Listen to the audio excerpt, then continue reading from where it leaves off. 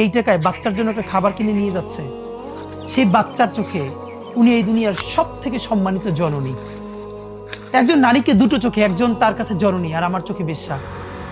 একটা বিশ্বাস করেন, ন্যূনতম বৈষম্যহীন ইনসাফের সমাজ যতদিনই আমরা সবাই মিলে তৈরি করতে না পারবো, ততদিন আমরা হয়তো কাউরে বেশ্যা আরো অনেক কিছু বলে গালি দিতে পারবো, আমরা একটা ভালো সমাজ পাবো না। এই দায়টা আমাদের সমাজের।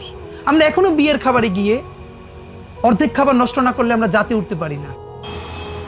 আমরা এখনো যেই পরিমাণ কমিউনিটি সেন্টারে একটা বিয়ের প্রোগ্রামে খাবার নষ্ট হয়, এদেশে এখনো ডাস্টবিন থেকে খাবার তুলে খেয়ে আপনারা রাত্রি দেখবেন, কালকে মঙ্গল জানিয়ে বাচ্চারা খাবার তুলে খাচ্ছে।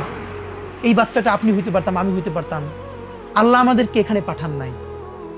তাহলে যে এখনো ডাস্টবিন থেকে খাবার তুলে খাচ্ছে, সেই দেশে আমি ফুটানি করে আমি বিয়েতে খাবার নষ্ট করি, আমার অফিসে খাবার নষ্ট করি, প্রতিদিন ফ্রিজ থেকে এত খাবার ফেলে দেই। আল্লাহ জিজ্ঞেস করলে